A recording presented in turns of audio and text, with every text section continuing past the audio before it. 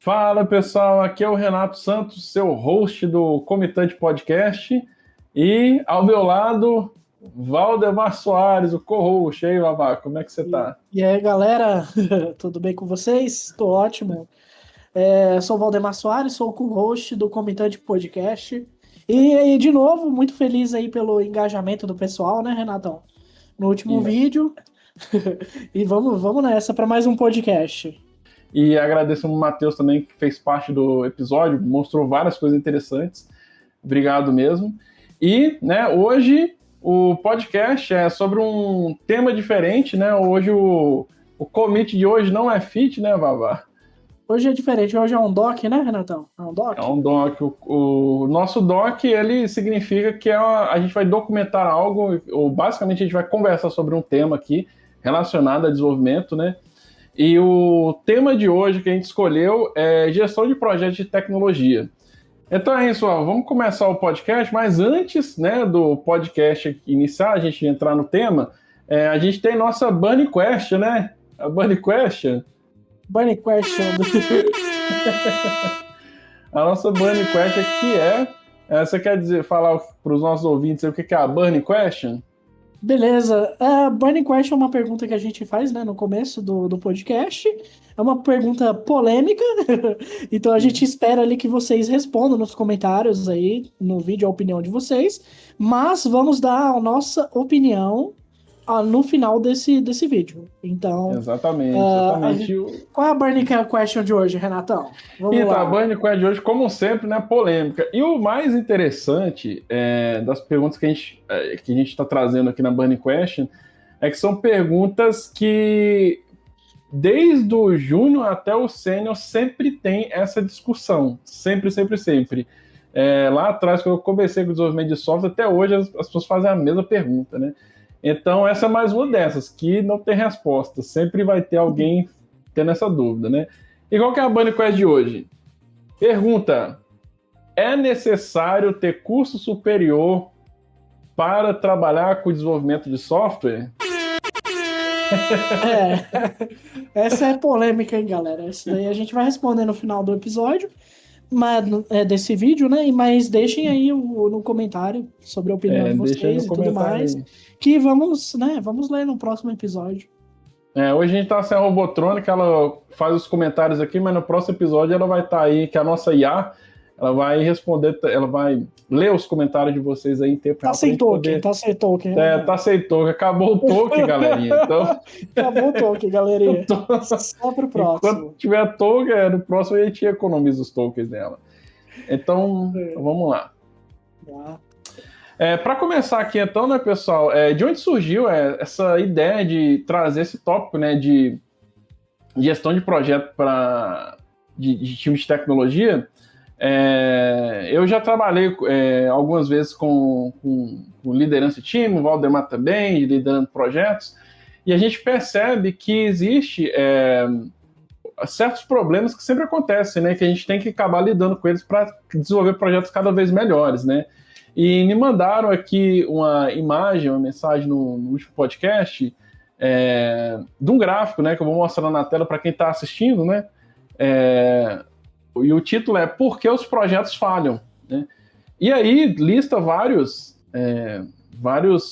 motivos, né, dos projetos falharem, e a gente achou interessante discutir um pouco sobre isso, porque realmente é muito comum no dia a dia a gente ter que resolver esses problemas aqui na hora de lançar um novo projeto, né? E daí que entrou essa vontade de montar o episódio de hoje baseado em gestão de projetos, porque por mais que a gente queira tratar o Clean Code de arquitetura, implementação de inteligência artificial, agentes, skills, tudo isso no nosso ambiente de desenvolvimento, ainda assim a gente tem esse problema muito grave aí que é relacionado não ao desenvolvedor desenvolvendo, né, mas sim a como os projetos eles são gerenciados, né? Então a gente pensou, vamos criar um primeiro projeto para dar uma passada geral nesse contexto.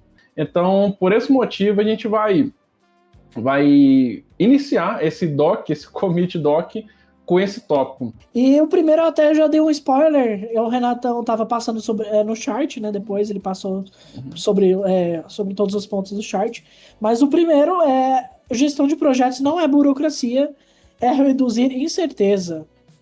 Então, você sabe a ideia disso, Renatão? A ideia desse ponto? Rapaz... Então, Valdemar, pois essa questão da burocracia, de ser ou não ser burocracia, logo com o primeiro ponto eu acho muito interessante, porque realmente, às vezes, quando você não tem uma gestão ali que é voltada para qualidade, para qualidade do produto, né? Qualidade do próprio time, né? De treinamento do time, se você fica focando muito em micromanagement, realmente a sensação para o desenvolvedor é que é simplesmente uma burocracia, né? A dele se torna uma burocracia, o plane, a gente vai falar sobre esses assuntos também mais para frente, mas desde a documentação até as reuniões se torna tudo coisa meio burocrática que não vai para lugar nenhum. E a gente, quando vai falar de gestão aqui de projeto, a gente está falando de gestão de projetos que funciona, que realmente impacta positivamente no projeto. Então, pessoal, a gente não está falando dessa gestão de projeto onde você fica lá só para ficar fazendo reunião sem improdutiva. Não, a gente está falando de um time que realmente produz. Então, assim, se a gente for destrinchar um pouco mais esse tópico, a gente pode ver que a gente tem que entender o conceito de incerteza, de previsibilidade, né, de definir o que realmente a task que você está fazendo ela é marcada como concluída ou pronta para ser levada à produção, né? E aí a gente vê com boas práticas de que a gente precisa documentar, não só por documentar, quando você está, por exemplo, fazendo uma feature na API, mas documentar realmente aquilo que importa, para você não ficar colocando muito trabalho ali no desenvolvedor, que não, né, no final das contas, não vai servir para nada, né? Então, e no caso da gestão, né, é importante que você deixe que o seu desenvolvedor ele tenha a ideia clara do que ele tem que fazer, o porquê que ele vai fazer, o impacto daquele trabalho ali no projeto como todo da empresa. E, obviamente, a gente está, como o podcast aqui é desde o nível júnior até o mais evoluído, às vezes tem gente que está iniciando agora, então a gente está falando de forma bem abrangente, tá, pessoal? Mas, e também o foco não é ensinar o gestor, é mais para passar uma visão geral aqui do que dá certo ou não no projeto. Então, assim, basicamente, essa é só as boas práticas mesmo para que o projeto ele funcione.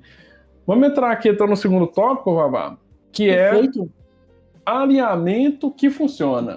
Visão, objetivos, critérios de sucesso. E aí? Esse ponto aí. Perfeito. Isso daí é sobre como alinhar a equipe, né? E os stakeholders antes de sair construindo qualquer coisa ali. Então, para isso, para a questão do alinhamento, temos algumas ferramentas, né, que podem nos auxiliar. Temos os OKRs, que foi inclusive que eu aprendi com o Renatão. Trabalhando com o Renatão, aprendi sobre o que é um OKR e tudo mais. Também, né, aprendi sobre os KPIs. E, bom, temos algumas métricas para ajudar a gente nesse alinhamento também, de entrega, de qualidade.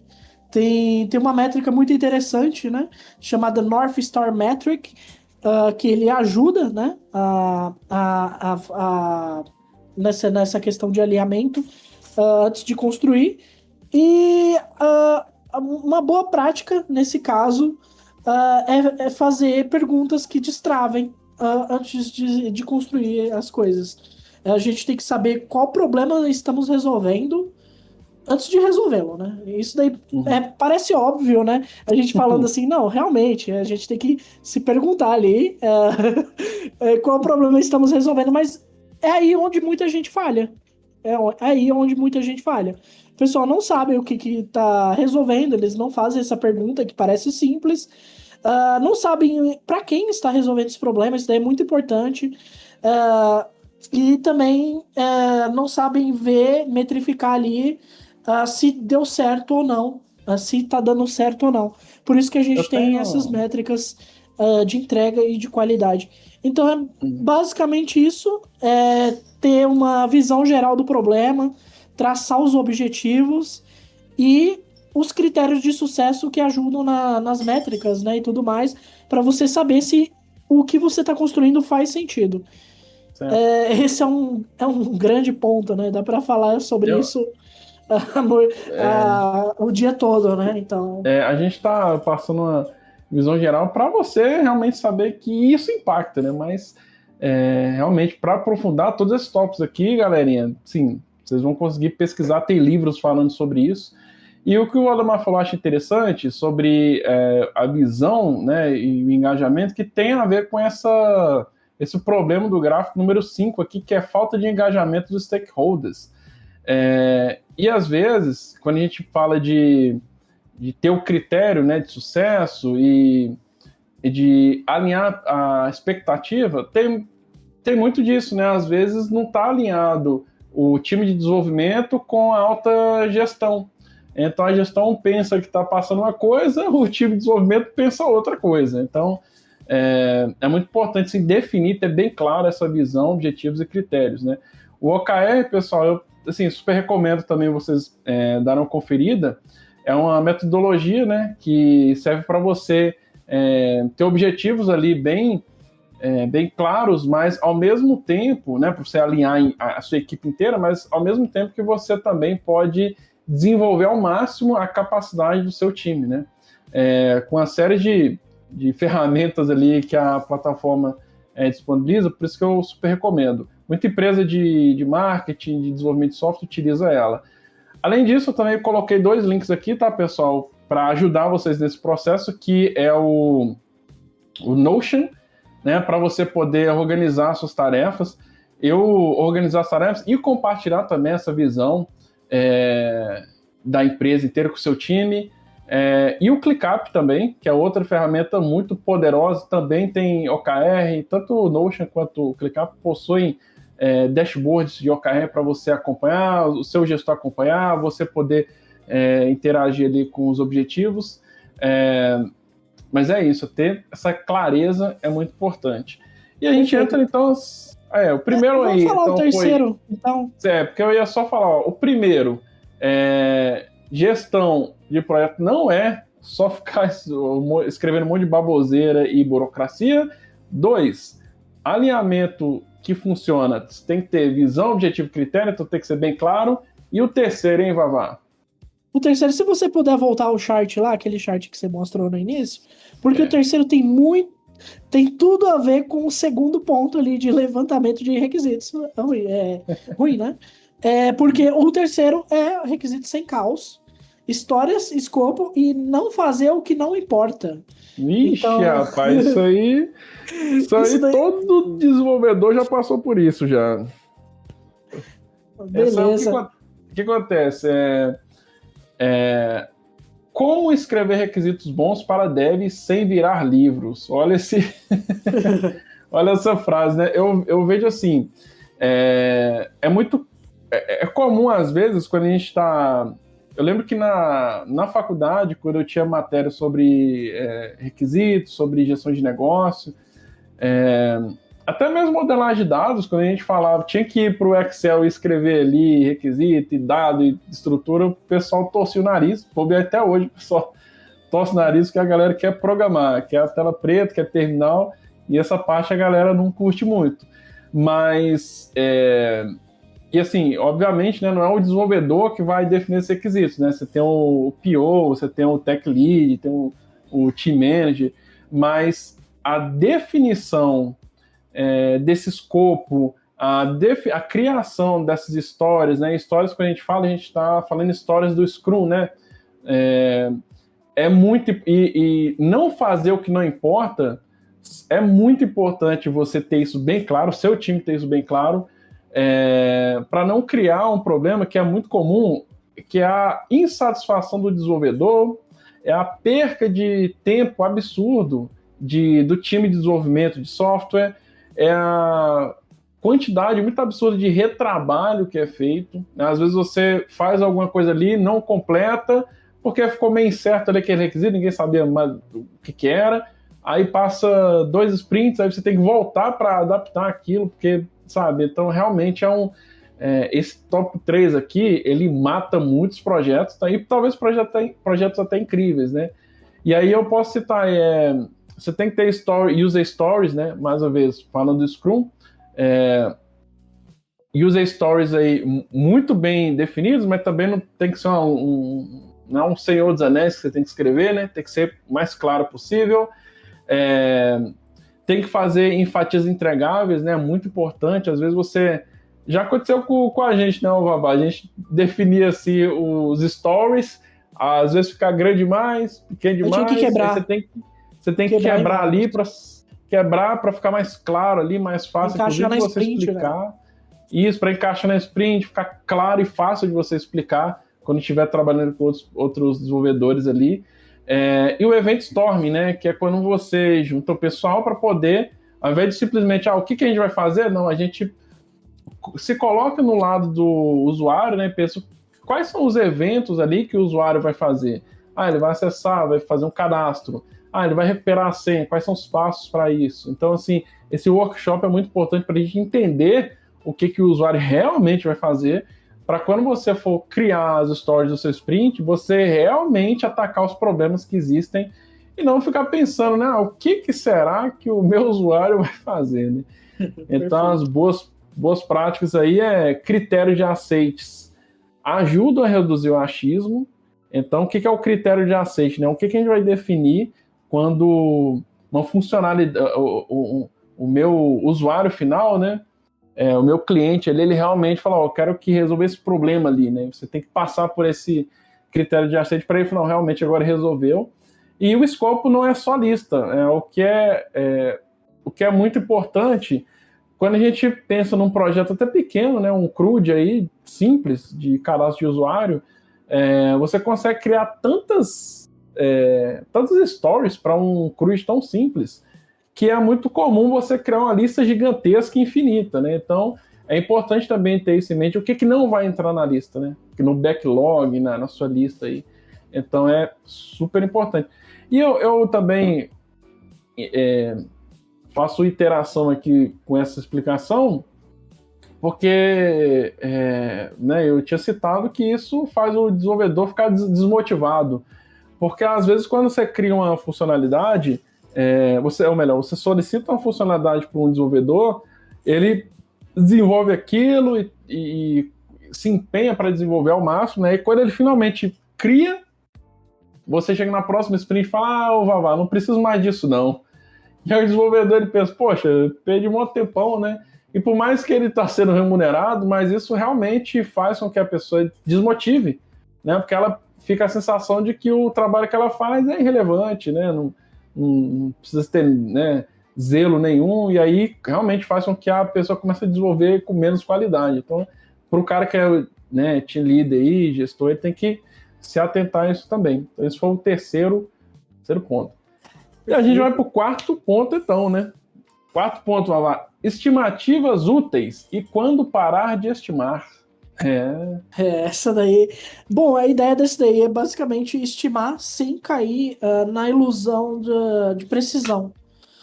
Como o próprio nome diz, é estimativa, você vai estimar, você não tem que ser 100% certo aquilo lá.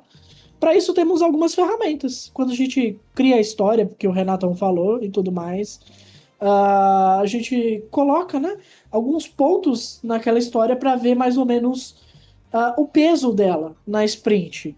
O peso não só de tempo, né, mas de dificuldade e outros critérios de acordo com o time. Aí, para isso, a gente usa o story points, né, pontos da história, com uma calibragem. A gente tem diversas métricas, né, para esses story points. Temos a Fibonacci, temos diversas outras, e é basicamente dar ponto àquela história. Pra dar ponto. Essa questão dos pontos que é interessante, porque a gente acabou colocando duas aqui para trazer, uma é a t-shirt sizing e outra é o planning poke, né? Isso. A gente usou bastante o planning poke, né, Vavá? Eu já fiz bastante planning poke, Vavá.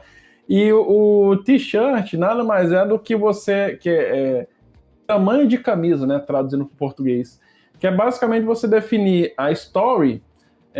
Aliás, antes de explicar sobre isso, né, imagine que eu vou passar uma task para o Valdemar que ele precisa de criar um endpoint, né, para pegar uma lista de investidores, por exemplo, no nosso sistema. E aí o Valdemar vai criar. Aí eu acho, Valdemar, que essa é uma dúvida de muita gente, inclusive. Principalmente quando o cara está iniciando na carreira, né? Ele pensa, cara, tá, eu preciso de fazer esse endpoint aqui. Quanto tempo eu vou falar, né? Quanto tempo eu vou demorar para fazer isso aqui? Como que eu vou falar para o meu líder que eu vou demorar dias, horas, minutos, segundos, né? E aí que a gente já tem esse problema, né? Como que eu sei quanto tempo eu vou demorar e qual a complexidade disso, né? E aí, como é que a gente faz, Valdemar? Então, basicamente, Renato, como você falou, né, sobre o t-shirt sizing e o Play Poker, são duas formas, né, de darmos pontos às histórias. No Play Poker você se reúne com o time, basicamente, e vai ter ali os detalhes da história e vocês vão votar basicamente quantos pontos aquela história vale. E ganha ali a média simples das cartas, né, que jogaram ali. E tem um t-shirt sizing também, que é basicamente dar um tamanho de camisa às histórias. Essa daí eu não utilizei muito, eu utilizei mais o Play Poker, mas você define ali se é M, se é XLL, se é X. Ele planeja a confiança, né? Ele não promete, não serve para prometer algo. Se a história é 8, então ele vai ter que cumprir nesse tempo. Não, é uma estimativa. Planejar a confiança, por quê? Porque a gente trabalha a cada sprint ali, o Scrum Master ou outra pessoa responsável, ela pode definir quantos pontos mais ou menos aquela sprint vai ter, se tem feriado no meio da semana, se não, isso daí também conta. E com base naqueles pontos totais e tudo mais, a Scrum Master chega ali junto com o Tech Lead ou Tech Manager, algo do tipo, com o cliente, com os stakeholders e fala, olha, vamos entregar isso daqui no final desse sprint. Tá vendo que o pessoal tá trabalhando ali duro, tá fazendo ali o máximo para entregar com base nesses story points. E esse é o shortcut, né? Shortcut é um que é para ajudar. Quem tá vendo na tela aí, o shortcut é uma ferramenta ótima, né? Para fazer essa gestão de pontos de Scrum, para você acompanhar todo o time. Tem o burn down e o burn up, o gráfico, né? Que mostra ali a queima de stories. Quando começa a sprint e tudo mais, temos esses dois tipos de gráficos, né? Ou burn down ou burn up. Qualquer um dos dois servem, né? Basicamente para a mesma coisa. Que é você, de acordo com o time for trabalhando, você ter ali uma visualização de como está indo todo esse processo, toda essa sprint. Se o time está realmente conseguindo queimar os story points, né, no caso. E assim,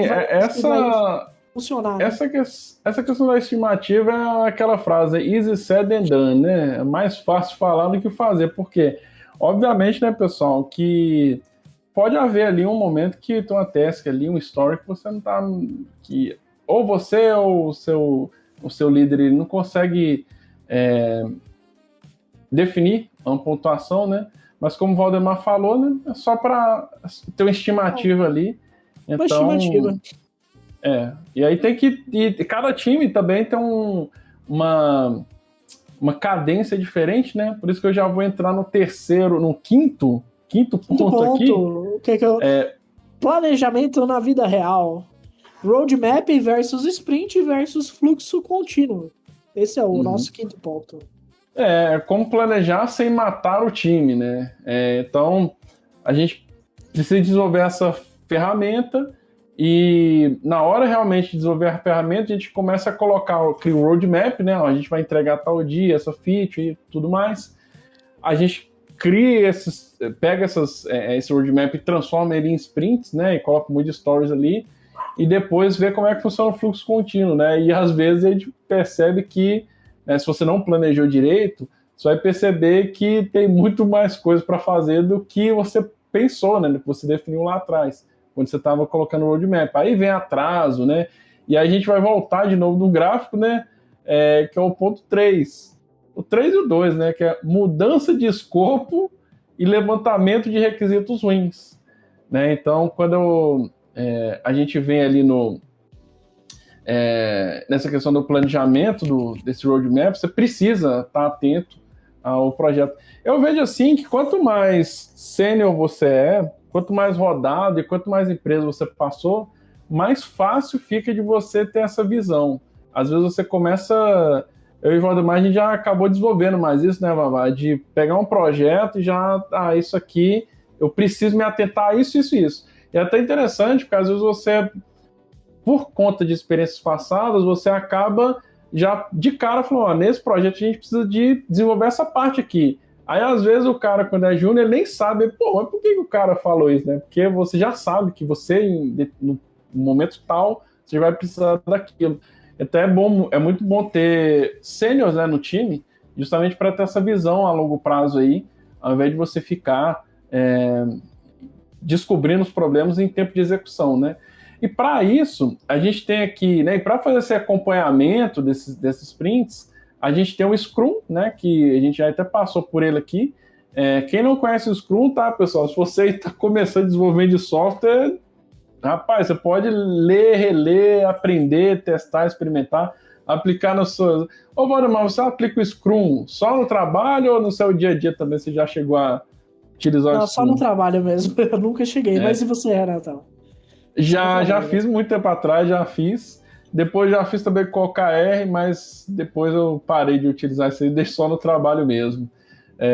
Mas é muito comum o pessoal utilizar esse tipo de metodologia, né? Para às vezes eu quero ir mais na academia, eu quero ler um livro novo, e aí a pessoa acaba realmente utilizando essas metodologias. Se você nunca viu uma aplicação dessa, acredito que a mais famosa é o Trello, né? Acho que nem tá funcionando aqui o Trello. Caiu. O Trello foi de arrasta aqui, ó, voltou. O Trello que basicamente é um Kanban board online, então já trabalhei em time que utilizava ele bastante. Então, nem sempre você precisa, né, de uma aplicação igual o Shortcut, tem várias ferramentas relacionadas a desenvolvimento de software e funcionalidades bem específicas, mas às vezes o seu time é time comercial, é um time que só precisa de um funil ali de tasks, né, para executar. Então, o Trello, assim, ele ajuda muito, é muito útil. E é interessante também, eu vou voltar aqui no gráfico de esse Kanban board, e é interessante esse WIP, né, que é o Work in Progress, né, que é o limite de trabalhos sendo executados ao mesmo tempo. Você pode definir no seu time um limite. Então, por exemplo, aqui eu tenho... Já aconteceu comigo de não ter esse limite e colocar um monte de tarefas ali fazendo ao mesmo tempo, né? Ou o time inteiro fazendo muitas tarefas. Obviamente não faz muito sentido, né? Se você tiver todas as tarefas fazendo, então não está fazendo nenhuma, né? Então você pode definir um limite ali, olha, a pessoa só pode ter 3 tarefas fazendo ao mesmo tempo, no máximo, por vez, né? Fora isso, você não pode adicionar mais tarefas em fazendo.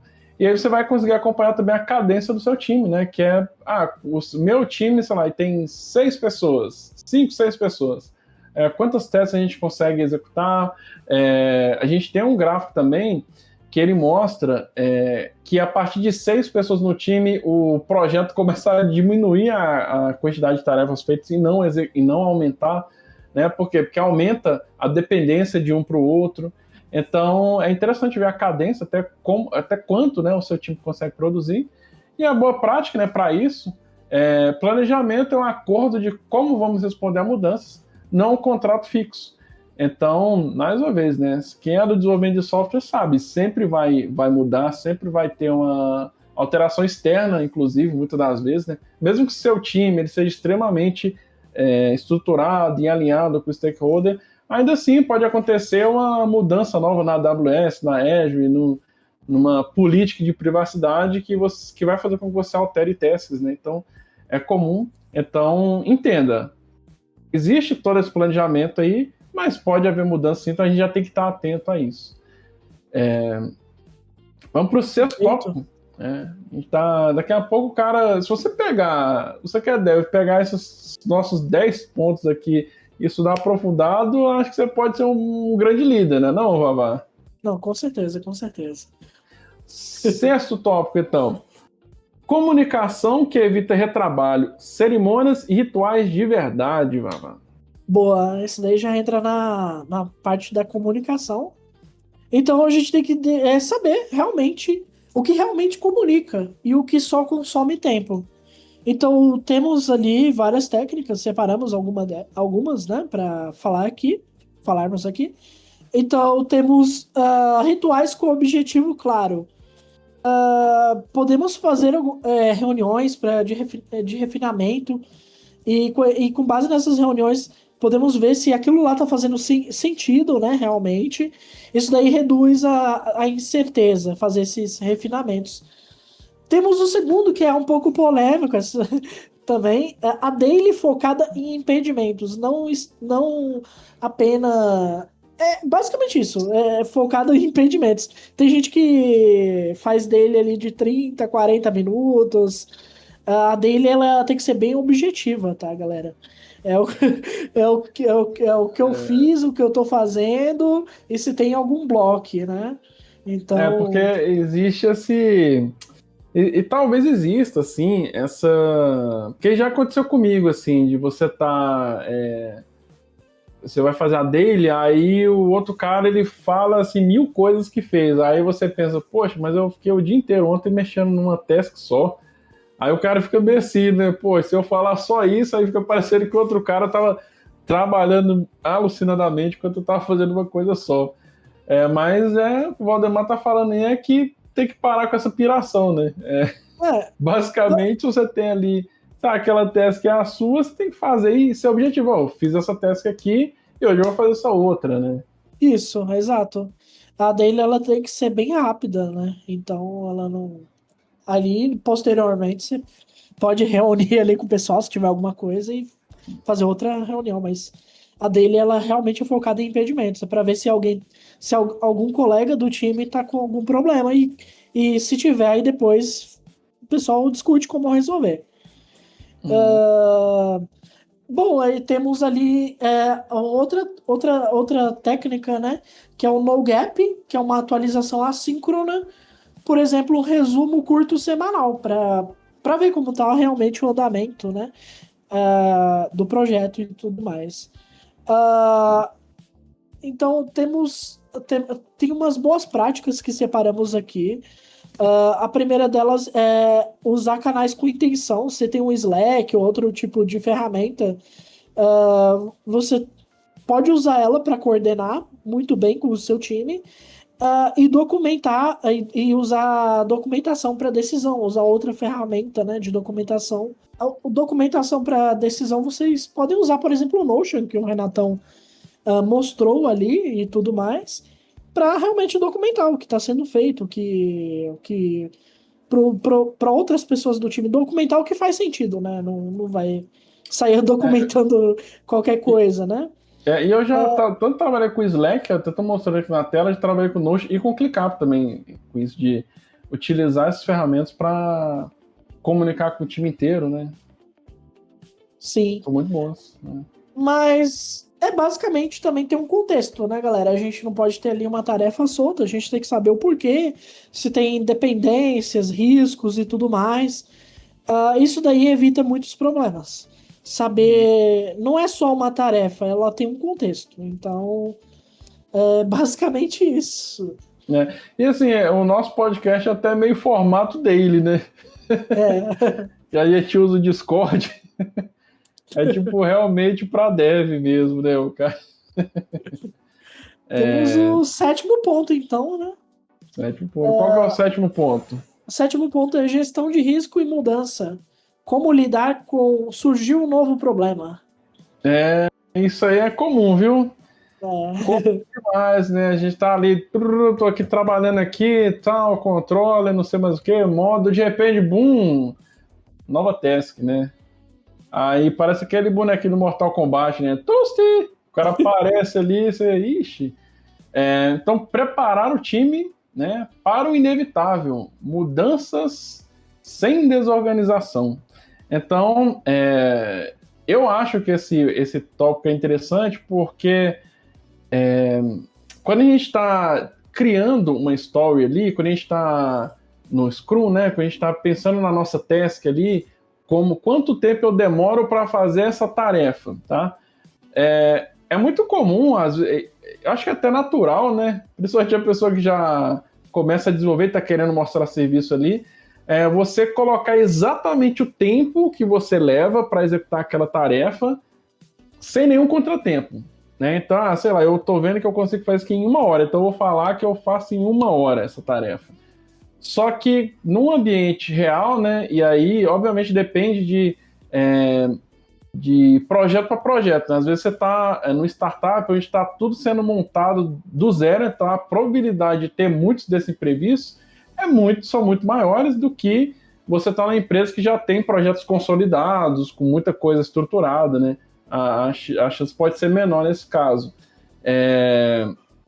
Então, é interessante você já trabalhar o time, ou você mesmo como desenvolvedor, já pensar, beleza, eu posso fazer isso aqui em 1 hora, mas se eu tiver um imprevisto aqui, talvez até externo, eu vou precisar de mais 1 hora, ou de mais meia hora.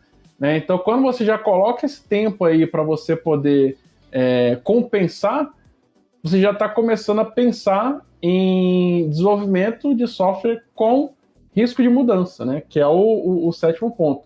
Então, a gente tem aqui Risk Register, que é uma lista simples aí de riscos que pode acontecer no nosso desenvolvimento. A gente tem o RAG, né? Red, Amber, Green, que é basicamente são as cores, né? Verde, vermelho, amarelo, justamente para você colocar, olha, essa tarefa aqui é green, essa tarefa aqui é red, né?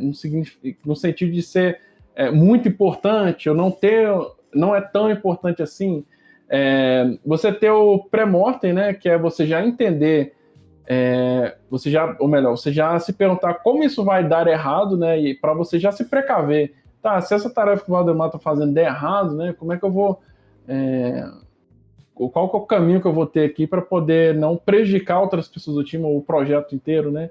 E o buffer, né, de replanejamento. Então, como eu falei, quando você cria uma task ali, ou cria um sprint, ou um story, você já pensar, tá, é bom ter esse buffer, né? Buffer vem dos vídeos, né? O buffer que é aquele carregamento a mais ali, você já puxa com antecedência para você não ficar dando reload no usuário, né, no caso do vídeo. E no caso de gestão do projeto aqui, é de você ter um gap ali, ter um tempo a mais para quando dá problema, você vai gastando esse tempo que você tem sem prejudicar o escopo ou planejamento, para não ter que voltar para a mesa depois de você ter feito o planning poke, depois de você ter passado por várias deles, para ter que, às vezes, tirar uma feature muito importante. Né? Então, muito importante. E boas práticas, né? Para isso, você tem um plano de ação para riscos comuns, já tem que ter isso em mente, né?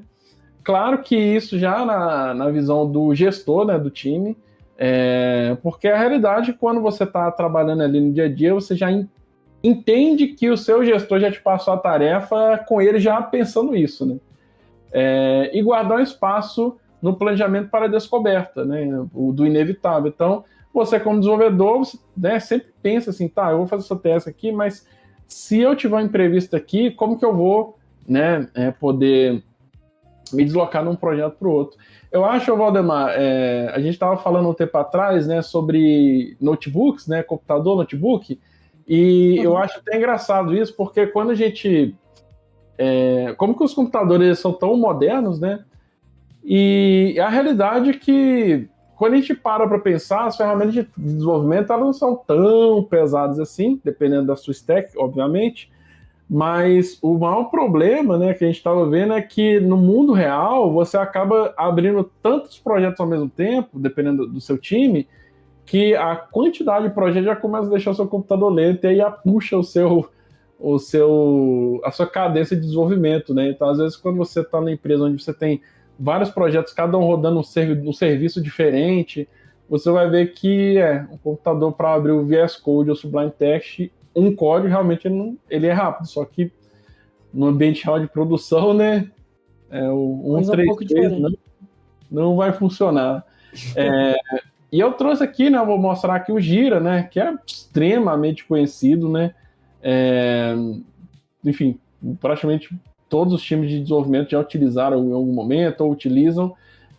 Tem várias integrações também. Então, é uma forma de você poder fazer essa gestão dos projetos aí. Então, o Gira, você que é desenvolvedor, também vale muito a pena você criar um cadastro e dar uma navegada nele para aprender como funciona. A gente está chegando no final já, né, pessoal? Espero que vocês tenham gostado aí desses tópicos aqui que a gente está trazendo, porque realmente são tópicos que a gente viu que realmente eles impactam no dia a dia. E são tópicos, Valdemar, que são meio que ocultos ali, né? Porque quando você está desenvolvendo software, a gente fica muito pensando, nossa, o problema aqui é nessa conexão com o banco de dados. A gente fica pensando muito em coisas técnicas, né?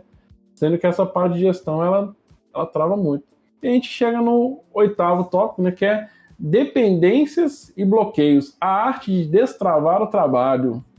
Perfeito. Essa daí o Renato até deu um spoiler em alguns pontos aqui, mas ela é sobre como não travar a entrega por coisas fora do seu controle. Obviamente a gente não tem controle 100% do que pode acontecer e tudo mais.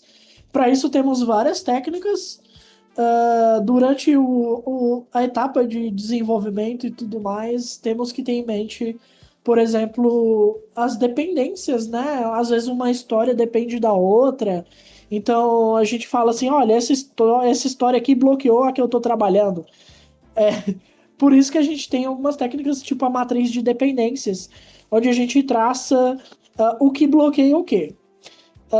Temos outras técnicas também, o swarming, que é basicamente mobilizar as pessoas certas ali, por um objetivo quando alguma coisa trava.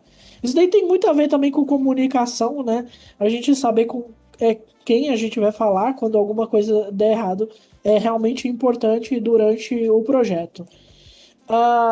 O Renatão disse sobre esse, mas só aqui para falar Ressaltar, né? novamente, né, reiterar, é o Work in Progress Limits, no Kanban, no caso, né? A gente tem um Kanban, tem aquela fila ali do que está sendo feito, e o que está sendo feito, ele tem que ser limitado, porque se tudo está sendo feito, como o Renatão falou, então nada está sendo feito. A gente tem essa técnica, né, no Kanban também para evitar. Por exemplo, se travar alguma coisa, para evitar o travou, mas tem coisa andando, né? E eu Então, já tive esse problema, cara, de tá fazendo a task, aí, já que eu tô fazendo essa que combina com a outra, vou trazer a outra também, porque eu faço em paralelo. Só que aí eu tinha que liberar um outro projeto para outra pessoa, aí eu coloquei também. Aí depois, vou liberar outra. Então ficou 4, assim, e não eram pequenos as stories, né? Aí quando chegava na daily ficava estranho, né? Porque ficava parecendo que eu tava fazendo 1000 coisas, mas não. Aí eu tive que. isso A daí dá solução uma foi visualização quebrar. muito ruim, né? Porque aí, se você trava em um, ali fica, sei lá, 4 tarefas ali na fila, né? De Uhum. work in progress. Então, ter esse limite é muito interessante, né? Então temos os quadros Kanban, né, que ajudam nisso, né, a não travar a entrega. Temos as ferramentas que o Renato mostrou, o Gira, o Trello, e tem também uma outra, GitHub Projects. Essa daí eu não utilizo muito, para ser bem sincero, Uhum. mas tem uma galera que usa bastante. Bom, as tarefas também, elas precisam ter um owner, né, um dono, e SLA de resposta. Então, basicamente, ter um dono numa tarefa. Eu já trabalhei em um time que não colocava um owner na tarefa, mas quando você puxava a tarefa para você fazer, você tinha que obrigatoriamente colocar você como owner. Isso daí é importante para Uhum. saber, olha, travou, mas aquela pessoa tá cuidando disso, tá? Ela que estava trabalhando nisso, então não fica ali sem ninguém trabalhando e tal. Uhum. E uma boa prática, nesse caso, é o bloqueio com clareza. Se houver, a gente tem que saber o que precisa, quem decide e o prazo. Então, uma tarefa ela não vai ficar infinitamente bloqueada. A gente tem que saber os passos, né, para desbloqueá-la. E esse é o, é o oitavo ponto nosso, que tem muito a ver com o que o Renatão falando, né? Falou, né? No caso, anteriormente, e sobre o Kanban, né? Temos um. Sobre esse. Só um comentário sobre esse GitHub Project. Eu cheguei a utilizar no projeto pessoal. Só que eu lembro que eu fiz as configurações todas certinhas e tudo mais. Só que ele ficava meio que duplicado com o que eu já tinha no Shortcut. Então ficava meio que gerenciando duas coisas iguais, não fazia muito sentido. Na verdade, também, tudo que a gente está mostrando aqui de ferramenta, você pode às vezes usar só uma.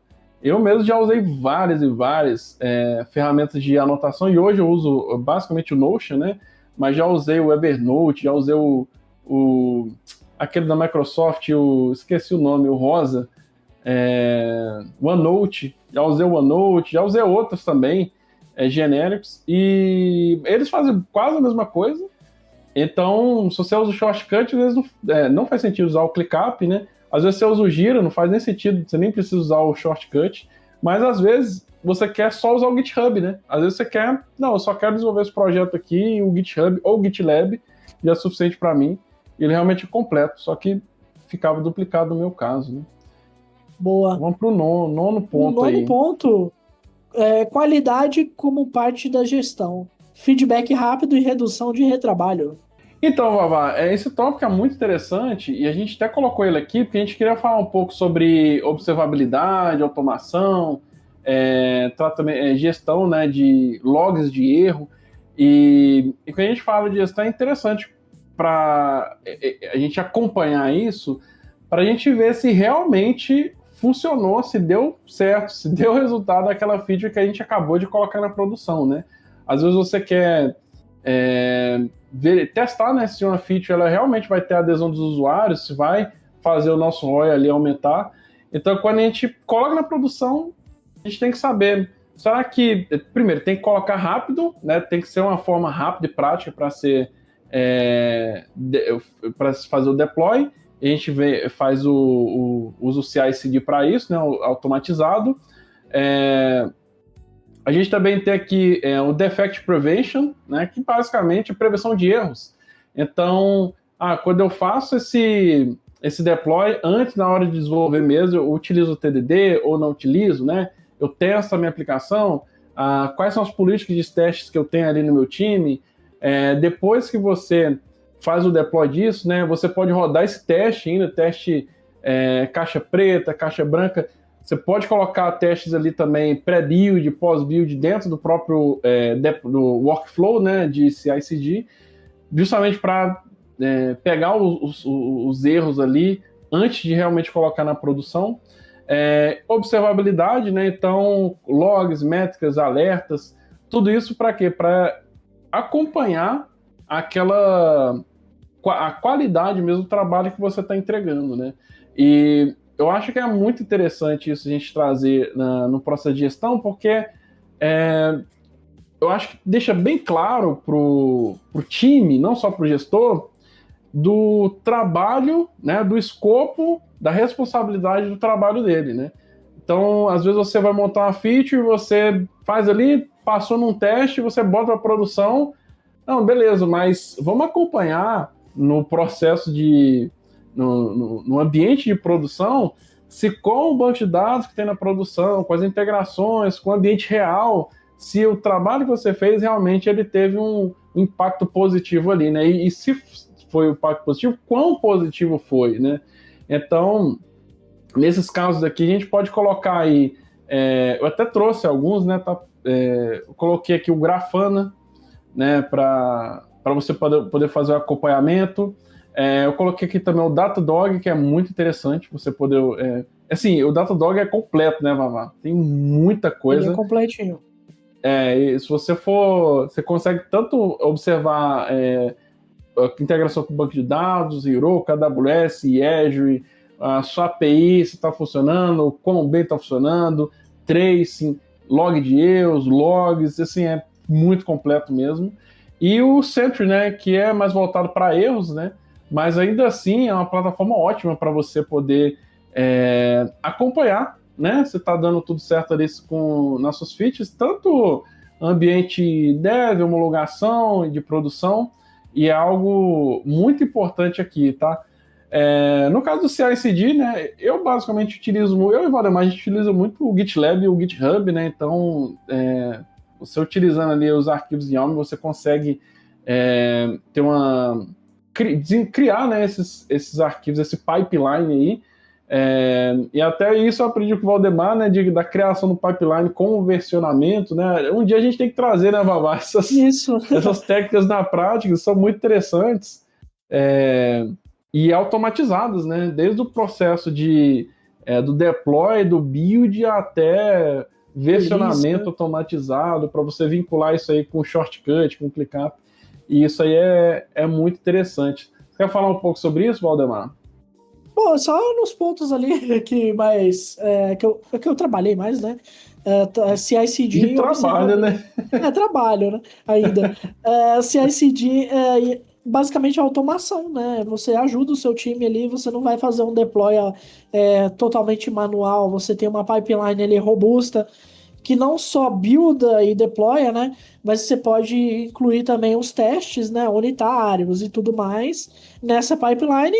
E também a questão da segurança. Você pode incluir algumas ferramentas, que aí depende da linguagem, da stack que você estiver trabalhando, para ver se tem, sei lá, uma secret vazada, se tem uma biblioteca que tá com problema de segurança, se tem alguma má prática no código. Então você tem várias ferramentas de análise estática que você pode colocar numa pipeline de CI/CD para ela ficar bem robusta. E isso ajuda o time. Assim, hoje em dia é padrão você ter uma pipeline de CI/CD e não fazer tudo na mão. Observabilidade são os 3 pilares, né? Logs, métricas e tracing. Logs é para você ter ali realmente logs do que está ocorrendo na aplicação ou na infra, né? As métricas são mais voltadas a ter uns números ali, tipo, quantos por cento de CPU está sendo utilizado, quantos por cento de memória está sendo utilizado. E também a nível de aplicação, você pode ver ali quantos requests por segundo você está tendo, qual é o P90, né? de resposta daqueles requests, se você está tendo uma latência boa ou péssima.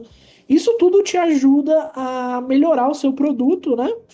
E você mensurar, né, a qualidade dele. E o tracing ali, ele já traz uma questão onde você consegue ver aonde deu erro, você consegue ver quais etapas passaram durante aquela requisição, por exemplo. Passou no banco de dados, o banco de dados que estava com gargalo, por isso que aconteceu aquilo. Então você consegue ver o tempo de resposta de cada serviço, de cada serviço, do banco de dados e tudo mais. E com isso você consegue descobrir os gargalos no seu sistema e ver o que deu de errado ali. Você geralmente investiga ali com logs e com tracing.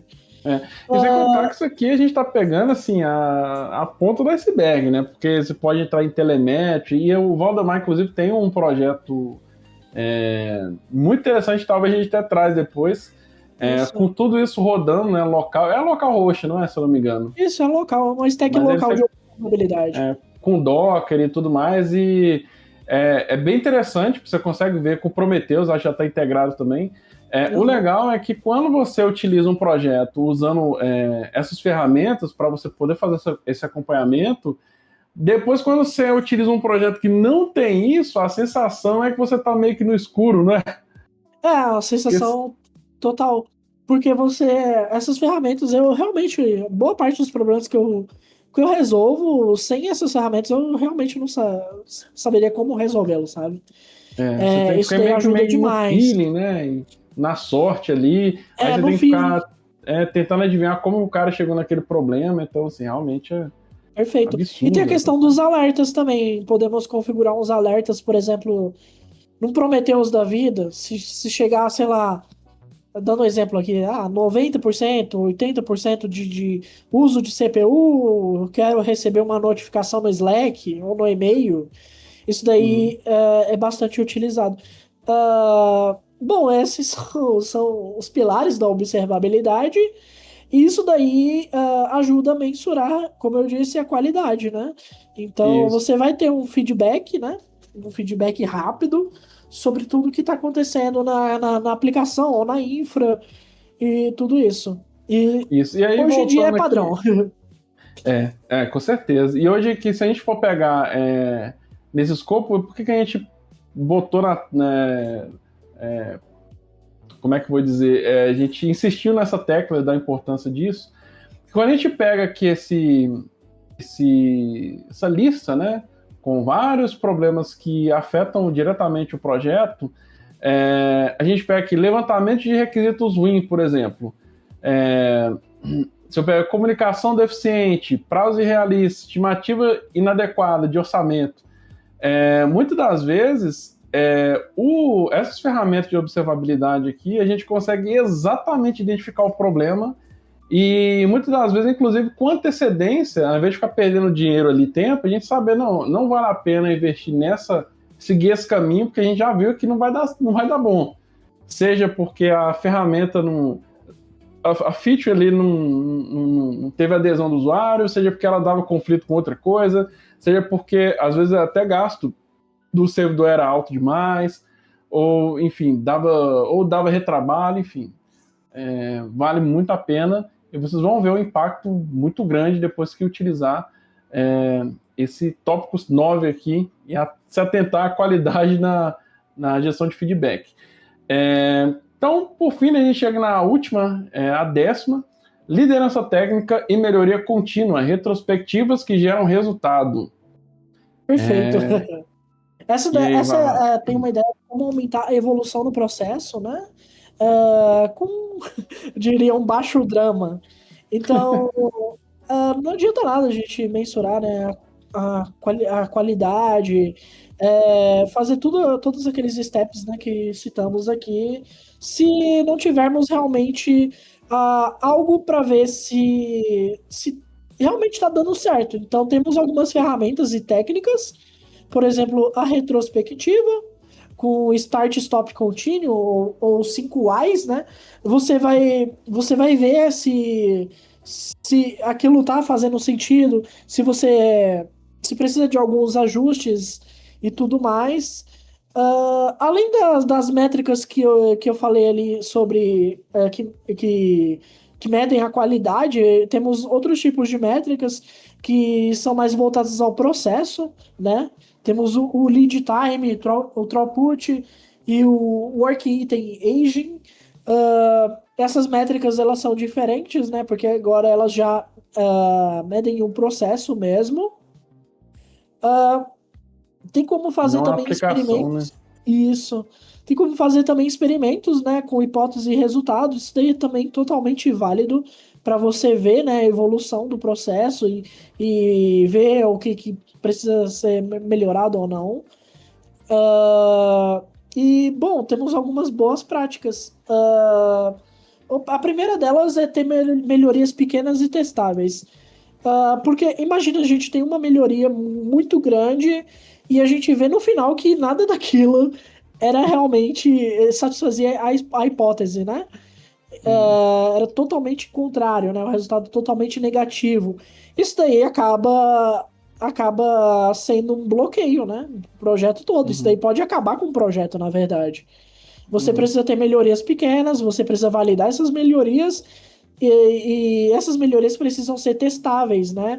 Não adianta você fazer uma melhoria que você não consegue ver se ela está funcionando ou não, né? Uhum. Então, além de pequena, tem que ser testável.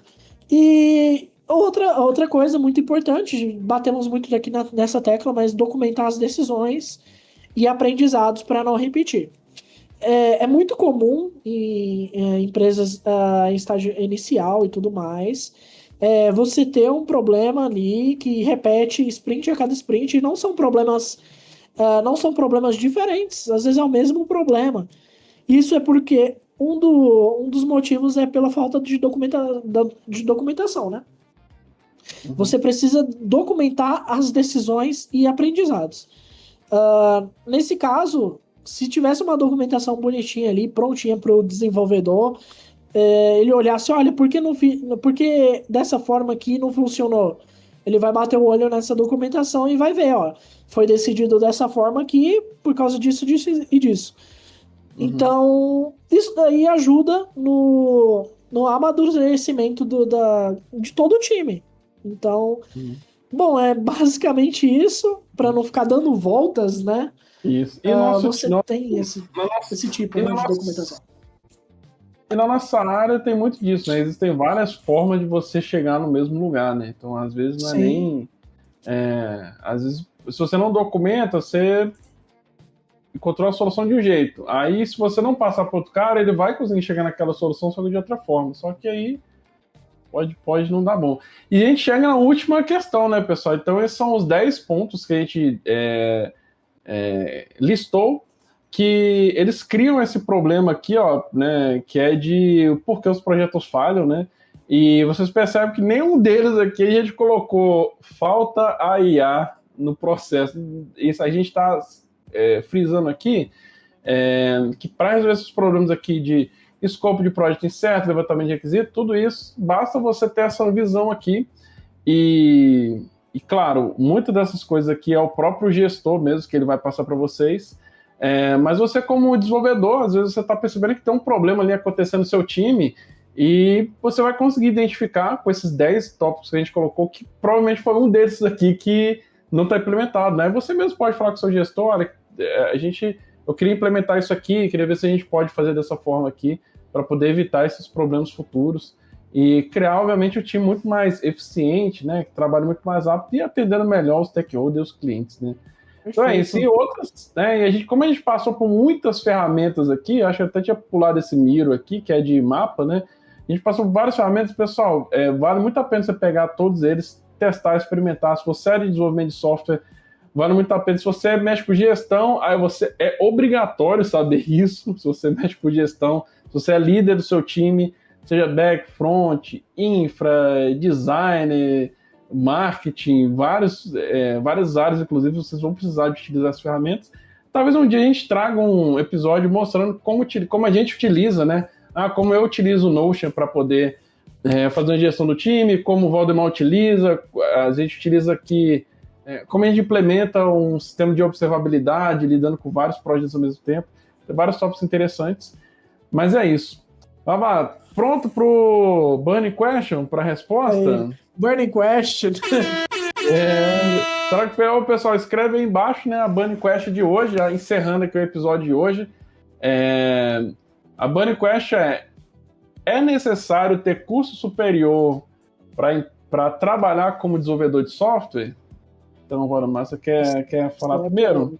Sim, eu vou falar primeiro.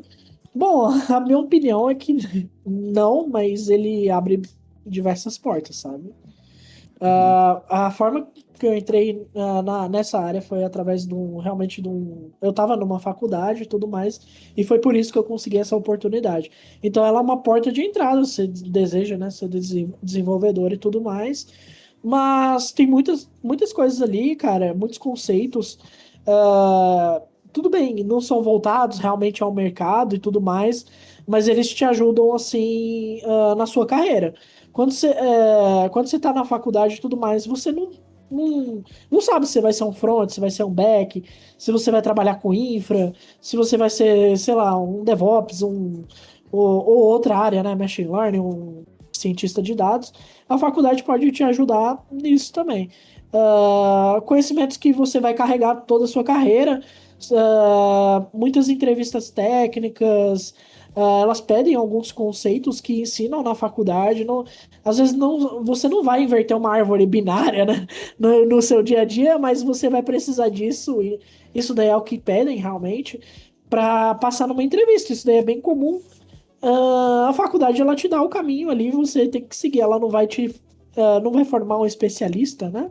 Não vai formar alguém, um back-end, um front-end, algo do tipo, mas vai dar uma base sólida para você seguir qualquer coisa que você queira. Então eu acho muito relevante, a minha opinião, eu acho bastante relevante. Tem como entrar sem faculdade? Tem. Tem muita gente que não tem. Tem gente formada em outra área, que eu já vi, gente do direito, por exemplo, que hoje é programador. Ah, mas eles buscam, de uma forma ou outra, eles buscam esses conceitos ah, sozinhos, né? Eles não, mesmo não cursando um curso tipo ciência da computação ou algo do tipo, eles buscam os conceitos que ensinam nesses cursos por fora. Então, tem um pingo ali de autodidata, né? Então, é muito importante, na minha opinião, é muito importante, sim. Se você tem vagas aí que pedem realmente o curso superior na área, isso daí também é importante mencionar. Mas essa é a minha opinião sobre essa Burning Question. Olha, não é necessário, mas eu recomendo. Não é necessário, Entendi. realmente. Você consegue entrar na Entendi. área sem um curso específico, né? É. Então, vamos lá, pessoal. A minha resposta é um pouco dúbia também. Eu acho que vou ficar mais ou menos igual o Valdemar, assim, mas a resposta é que depende. A minha resposta, né? Por que depende? Porque eu já trabalhei, assim como o Valdemar citou, já trabalhei também com gente que era arquiteto e virou programador back-end. Já trabalhei com advogado também, né? Formado em direito, que era programador back-end. Design, que virou front-end, né? Então o cara ele fez design na faculdade, formou, aí entrou como UX, e aí virou front-end com React. Mas por que eu digo que depende? Mesmo tendo total certeza de que é possível você entrar realmente, é possível você ser um desenvolvedor sem ser formado em nenhuma área de desenvolvimento de software. E as áreas que a gente está falando aqui, né, só para deixar claro, é a análise de desenvolvimento de sistemas, sistema de informação, ciência da computação, arquitetura de software, engenharia de software, né? Essas áreas assim.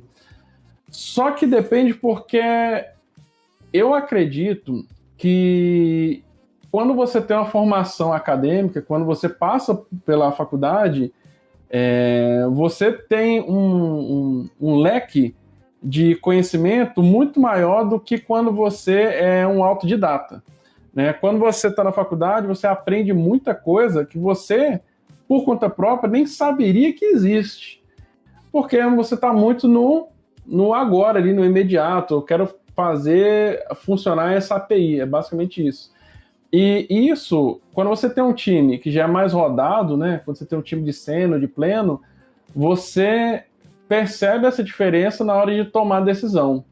Então, por exemplo, no caso do Valdemar, como ele é formado, estuda, certificado e tudo mais, eu tenho total tranquilidade em passar um grande problema para ele resolver, porque eu sei que a tomada de decisão que ele vai ter vai ser não com base em um vídeo de Python que ele assistiu, mas com base em um conhecimento abrangente, né, de coisas que talvez ele nem utilizou ainda, mas ele sabe que existe, ele tem prática, pelo menos de forma acadêmica em algumas coisas. Né? Então, não é necessário, minha resposta final, não é necessário você aprender, ter um curso superior para poder entrar no mercado, mas para você ser um grande profissional de tomada de decisão, a forma mais rápida de você ser esse profissional é tendo um curso superior e se qualificando profissionalmente com certificações.